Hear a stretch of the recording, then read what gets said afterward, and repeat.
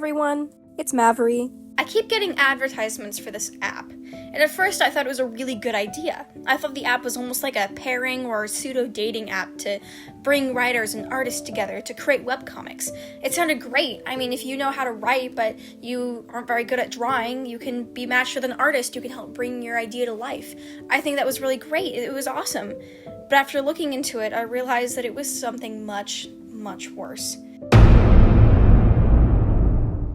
We all know AI. It's been around the art community, and it's been in so many controversies. Personally, I think it has no place in the creative space whatsoever. It's theft. It's robbing artists of their works that they share online so AI tech bros can create AI girlfriend avatars. Not to mention the environmental impact of these AI generation softwares. So this isn't anything new. Yes, we all know AI is entirely unethical. It's used by people who are too lazy to build up skills and create something that they can be proud of. There's 1.5 million videos on this, but I haven't seen anyone talk about the newest player in the AI art world, Toongether. From what it looks like, it seems to be attempting to be a webtoon competitor. Their whole shtick is that they give a voice to writers who may not have the resources to draw a comic on their own. Their solution? Allow users to plug in prompts to create whatever story they want. The art doesn't even look good. It looks like every generic AI anime art stickered onto Gacha Life backgrounds. I mean, look at this. Ew! One weird thing is that there's overwhelmingly positive reviews on the App Store. The few reviews I did see criticizing AI art reviews, it was this. This seems like such a basic answer. They claim that they don't want to replace real artists, but isn't that exactly what they're doing?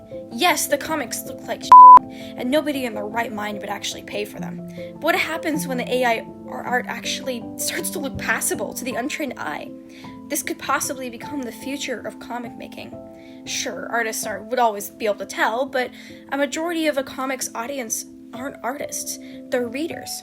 A blogger named Craig Bowman, a so-called artist, uses the defense of inevitability, as many AI supporters do.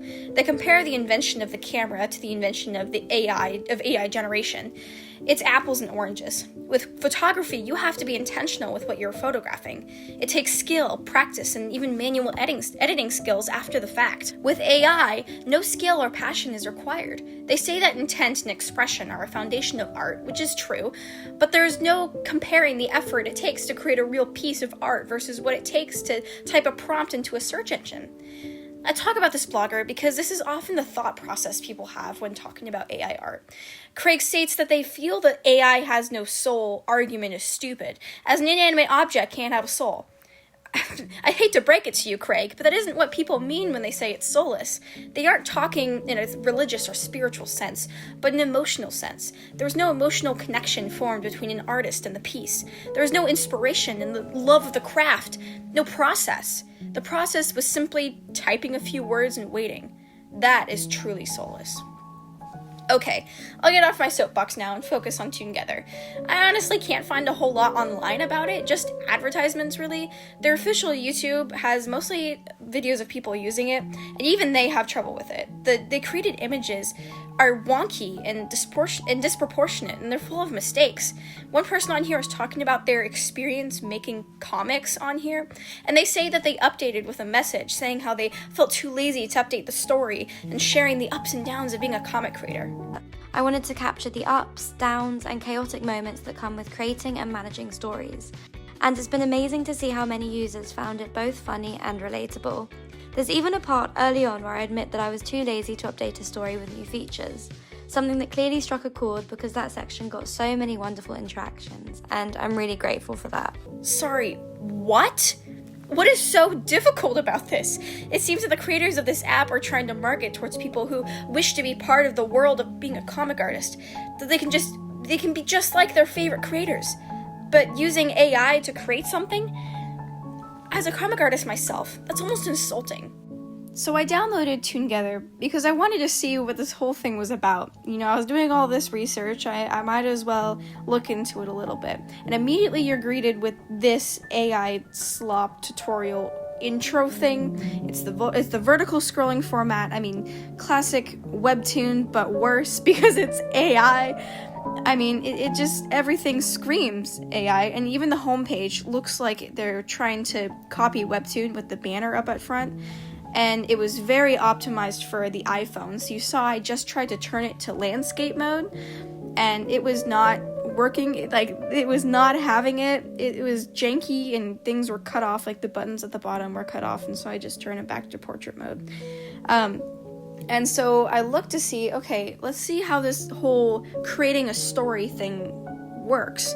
So you can choose a style. I chose Noratia, I guess, and Norman, which those are kind of weird names, but anyways, I chose the one that I saw in every ad, and we're just gonna label this one test, I guess, and create a new draft. Fortunately, this isn't like an immediate publish thing, because I do not want to have anything published on here.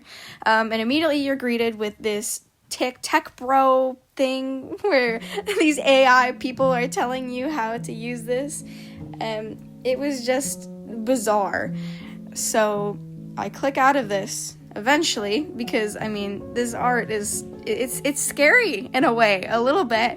And I'm greeted with this forest scene that's kind of snowy a little bit, and I was like, okay, what is this? And then I figured out, okay, so you can change the backgrounds. There's a couple different like preset backgrounds, I guess, and I wanted to see if you could make your own, and you can. And so I just wanted to generate something normal, like a cafe, something super basic that is pretty much every webtoon ever. And so I clicked on this one, and it looks okay from a distance, but then you zoom in, and what are those? Those are blobs that are supposed to be like espresso machines and cups, I guess, but it looks like slop. It's nothing. It's AI slop. That's what it is. And then I pressed a button, and I couldn't go back, and so I was kind of trying to figure out how to get back to the cafe thing, and I figured out, okay, there's an undo button at the top. The interface was kind of interesting. Took me a bit to get used to, I guess. And now it was time to add a character, and I thought, okay, you can generate your OCs, and it looks like that because it says to describe a character, but no, it's actually just taking keywords that you put in and trying to match it with one of their pre-existing characters. So you can't even develop characters of your own, like new characters. It's picking from theirs that they have sort of pre-designated for you to use. So I just pick one at random, and now you get to pose him, and you can pretty much type whatever you want, I guess, is the idea. And so I don't know, I guess we'll just have him be waving or something, something super basic. And most of these look kind of like splash art.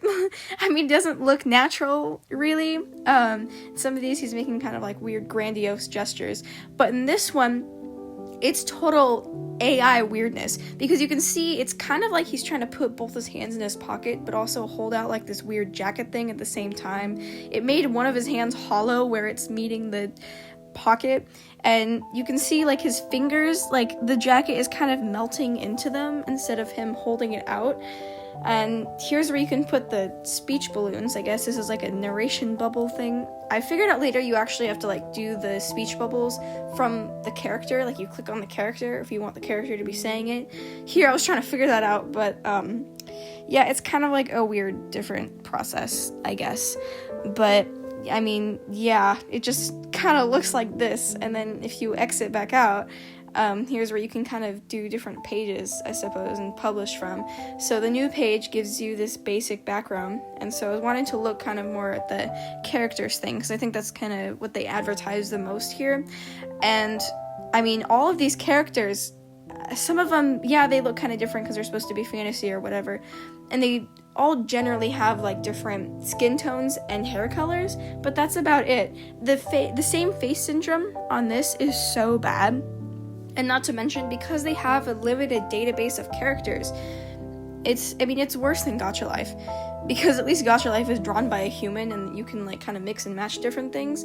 This is just terrible. And so I picked this girl to cry, and I mean, look at these poses. None of these are crying. She's running and jumping and making weird poses, and even when it tries to make her cry, it's these weird expressions that aren't even crying.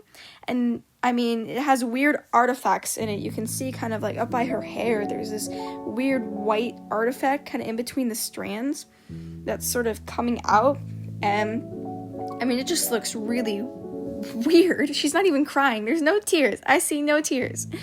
So I go and I pick a different character to use, and I just wanted her to, brush her teeth or something super, super simple. And the AI could not figure out what this meant. She had her standing by a sink, and I mean, she was drinking water, sitting on a bench, or dancing in some of these. I mean, it was weird. And then this last one, she's kind of like, there's smoke coming out of her, and she's yawning, and her arm is melting into her torso. I mean, it is really, really weird. So I go back out onto the homepage to see if maybe we can read one of the actual stories that are on here. So I look at this one, and I'm like, okay, it's a generic love story. All right, let's get into this. So right away, oh boy, this is gonna be really interesting.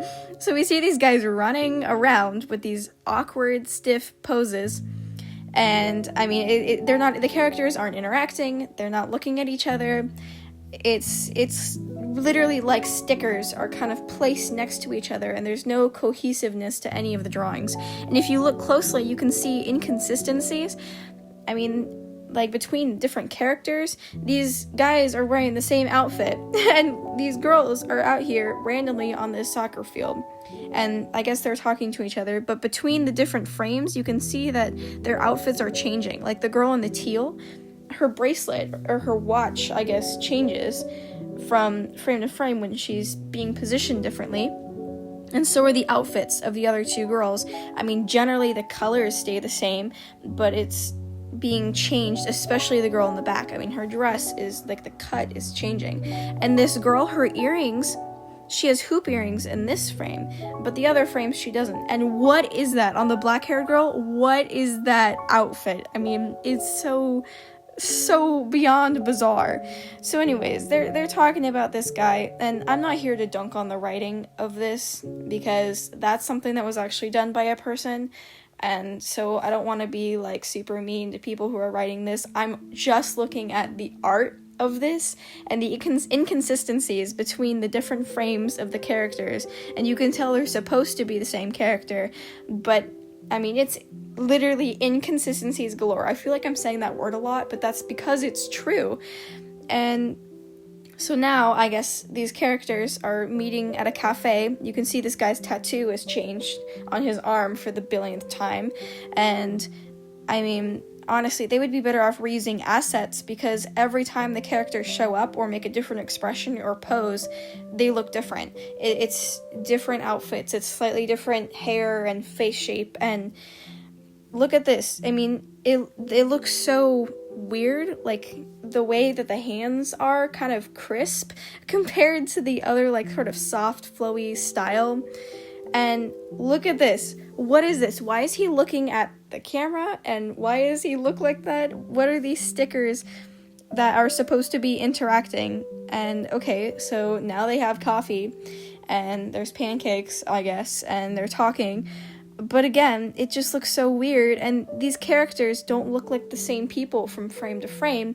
Not only are they wearing different outfits, but they also have different features completely. And I know I sound like a broken record at this point, but reading this was such a fever dream. I mean, it felt like I had a 105-degree fever, and I was high on NyQuil or something. I mean, it was crazy. And look at those roses. Those roses are just so inconsistent.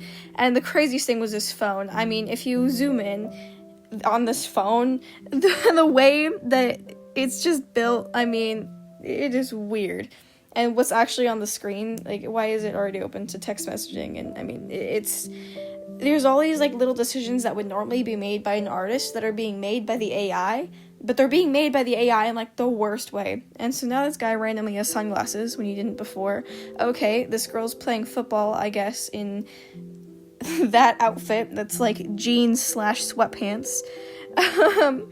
And yeah, that's the end. That's the end. And honestly, I could not tell you what I just read.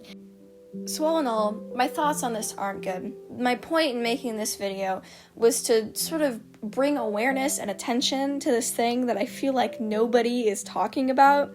And I don't know why no one's talking about this, because this is literally a step in replacing comic artists. And do I feel like comic artists can be replaced? No, they're not replaceable. I mean, I think some of the best creativity on the planet comes from that. But it's so hard because I feel like platforms like this, that's what they're attempting to do. They're attempting to replace comic artists under the guise of making comics, it's more accessible to writers. No, I think my original idea of what I thought this app was is a better concept for an app than what it actually is. Because I thought, again, it was like pairing writers and artists together. Why was that not what happened? And why was it AI taking over the spot of the artist on these comics? I mean, it's just bananas. So please let me know what you guys are thinking of this down below, because frankly, I think this is something that really needs to be talked about, and I think more people need to be aware of what's going on. So thank you for listening to me yap for 15 minutes about this. So thank you. Yeah, I'll see you guys later.